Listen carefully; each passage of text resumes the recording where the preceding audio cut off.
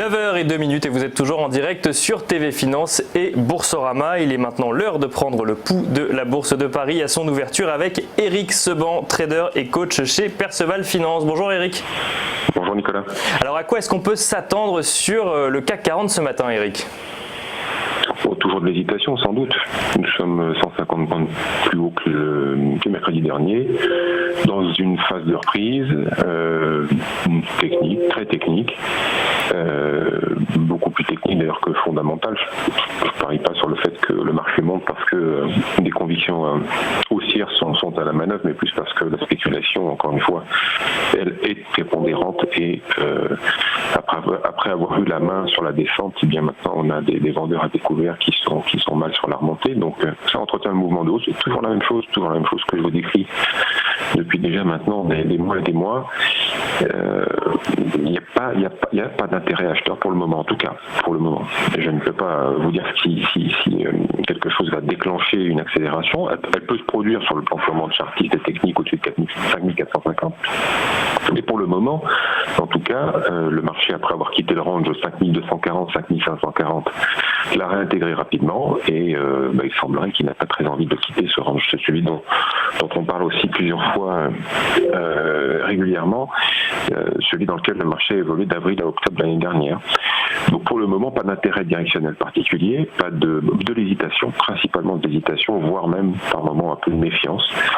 En tout cas, ce qu'il est préférable de faire si l'on veut chercher à gagner quelques points sur le marché, c'est sans doute pas de travailler sur du court moyen terme en swing trading pour aller chercher des mouvements importants, parce que justement du directionnel, il n'y en a pas pour le moment. On est plutôt dans une zone un petit peu neutre qui alterne autour d'un pivot qu'on pourrait définir à 5340-50 sur le contrat futur en cours.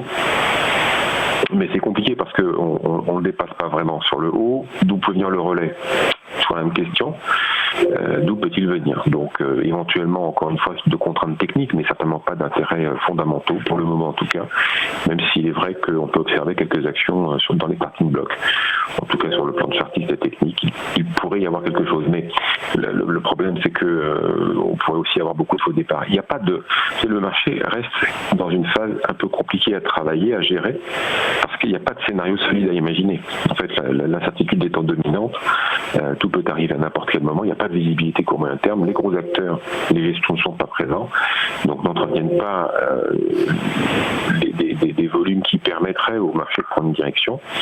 Donc à la baisse, ils n'ont pas du tout paniqué. Le rebond est technique, faire son marché c'est compliqué, c'est trop rapide. Et puis de toute façon, il n'y a pas de visibilité, donc ils sont surtout attentifs. Donc, dans des conditions comme celle-là, il faut surtout travailler très technique, plutôt intraday, essayer de prendre des écarts, pas être trop chargé, être patient. Et puis aussi être capable de changer d'avis, pas presque d'un jour à l'autre, parce que le marché alterne comme ça des biais d'un côté et de l'autre. Franchement, c'est pas très facile de travailler ce marché, pas très palpitant non plus. Bon, on fait le dos rond, on s'adapte. Il faut s'adapter. On fait le dos rond. Merci beaucoup Eric Seban pour cette analyse et je rappelle que vous êtes trader et coach chez Perceval Finance.